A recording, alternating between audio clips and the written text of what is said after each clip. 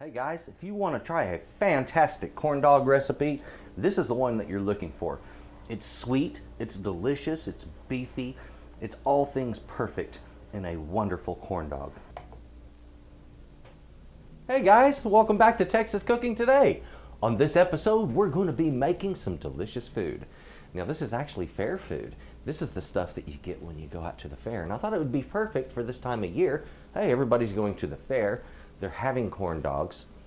Let's give you a special corn dog recipe. This isn't my idea, okay? I would love to claim credit for this one, but a coworker of mine came to me. Her name is Anita. Anita, this is for you. This one's dedicated to you.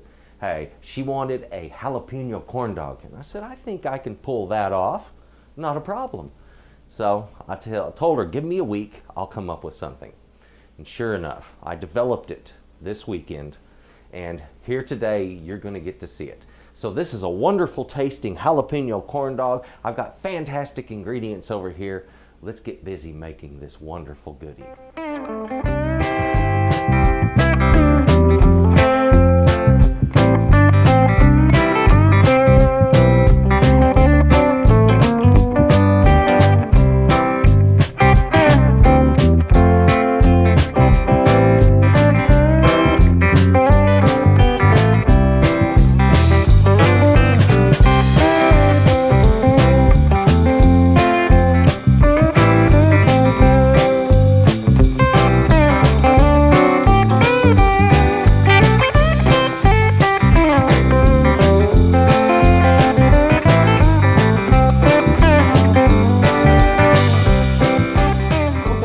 Now, I'm going to make corn dogs.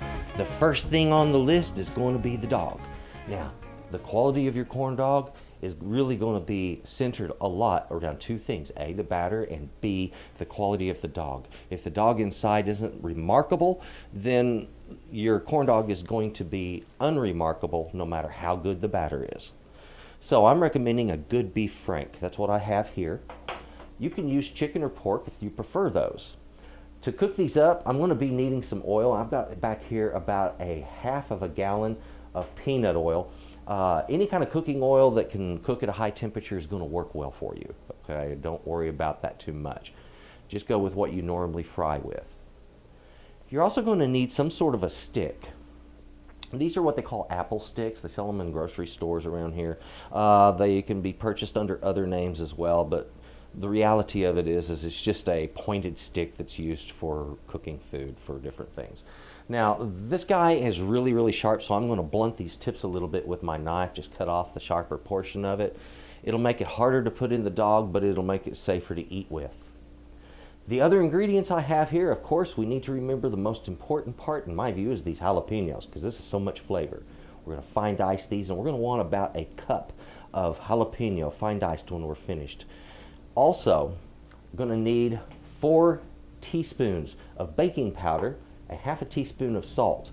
This is going to help it to rise up. This is going to give it some flavor. The baking powder is important. You do not want baking soda. You want baking powder. Otherwise, the batter for your dogs isn't going to rise up appropriately. Our other ingredients here, and this is easy measurements. We have 1 cup of flour. This is just a plain all-purpose flour. Bread flour works good too. Right here I have cornmeal, 1 cup, 1 cup of milk, 2 eggs, and a 1/4 cup of sugar.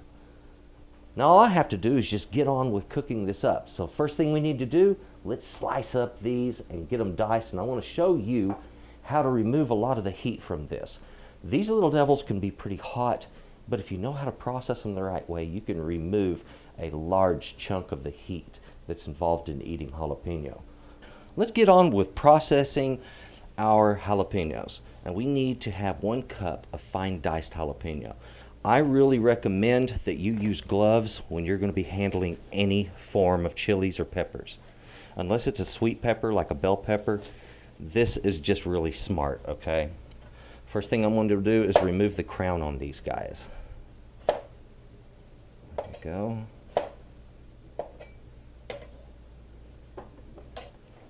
Next thing I need to do is split these just like so. All of this white portion on the inside here, where those seeds are attached, That's the hot part of your chili right there, guys. That's it. That is the part that's going to burn you. So I'm going to remove it, the majority of it, from my chilies. These seeds, you can shake them out or you can wash them out. I gave that a good wash. Now, when you process your jalapeno like this, you have removed the vast majority of the heat that jalapeno has. So right there, you've done yourself the biggest favor. And it's such a simple thing to do, wasn't it? Go ahead and remove all of the center sections from yours, and we'll get on with slicing these things up. Now, remember, we're going to be doing small dice, so we need really thin slices on this. Between a 1/16 of an eighth and an eighth of an inch, that is optimal. There. Now again, very narrow slices. They don't have to be perfect.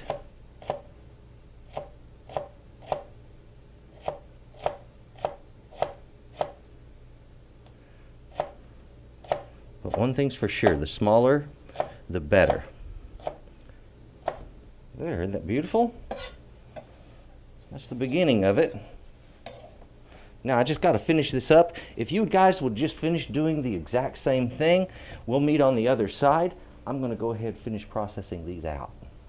Make sure you go ahead and get your sticks cut off on the tip. You don't want it to be too sharp, so just cut the very tip part of it off so it's not quite as pointy. And then go ahead and drive them right up into your dogs. You want a good amount sticking out for a handle, okay? Something good enough to get a hold of to eat it later on. Okay guys, let's go ahead and get this wonderful batter made. The first thing I need to do is to combine all of my dry ingredients. I'm going to do that right here. My baking powder. There we go. My sugar. Half teaspoon of salt. First thing I want to do is combine those dry ingredients. This just makes easier mixing later on. Good bowl here for our wet ingredients. First thing, let's crack our eggs. Let's go ahead and beat those eggs.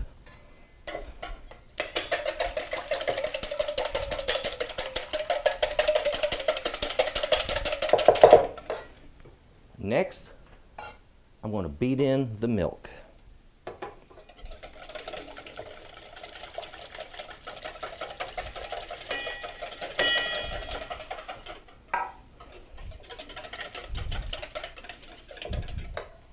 This is simple enough. I'm going to take my mixtures here and get them combined. Go ahead and put in my jalapeno. Give this a good mix. We want to make sure we don't have any lumps. That it's a nice smooth mixture. There we have it. Now all I need to do is simply wait for this to thicken up a little bit. This gets a 20-minute rest. It can just sit there and wait. Next thing I need to do, get myself a good pan for some oil. So let's break out a nice fry pan. We're going to place the oil in this. It's going to be a good deep amount of oil. It'll probably come up about halfway or a little bit more. Back here I have a pan with my oil in it. And that's a good deep amount of oil, about 1 inch or so is what you're looking for. I have a thermometer in the back of that. If you don't have a cooking thermometer, I highly recommend that you get some. You need some for frying, just a regular thermometer as a chef's thermometer to check things. That's important.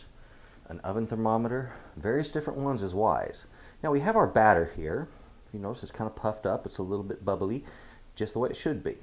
I'm going to put my dog down in this. I'm just going to kind of work him around a little bit.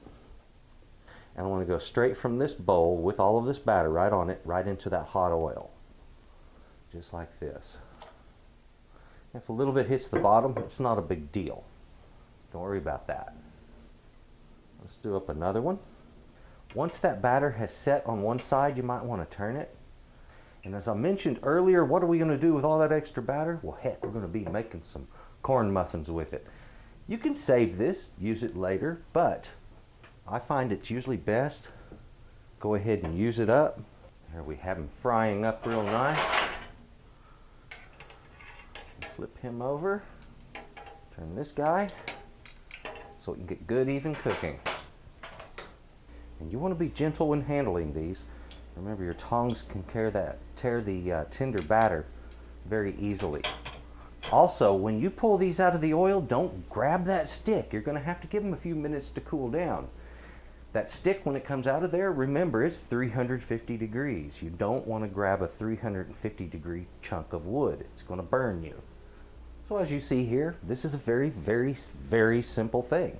The hardest thing about this entire recipe, in my view at least, is cutting up those jalapenos. That's the biggest chunk of work right there. All right, my heat is off. There it is, guys. Jalapeno corn dogs. These things weren't that difficult to make, were they? Look at that. Beautiful jalapeno corn dog.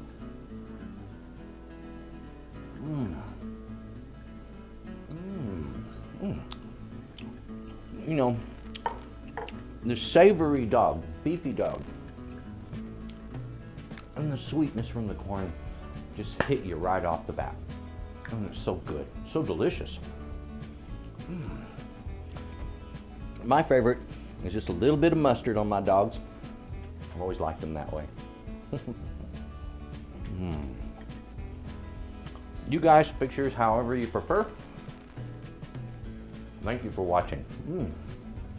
Man, that's just so good. Delicious. I'm going to be enjoying this.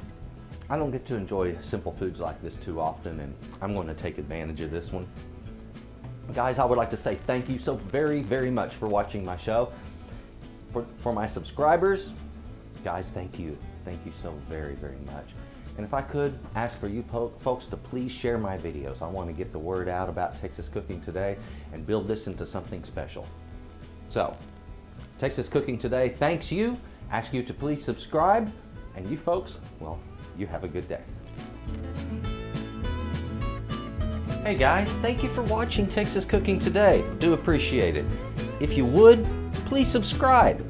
If you like this, just click like down there, and if you would, I would really appreciate it if you add me to your favorites. Thank you.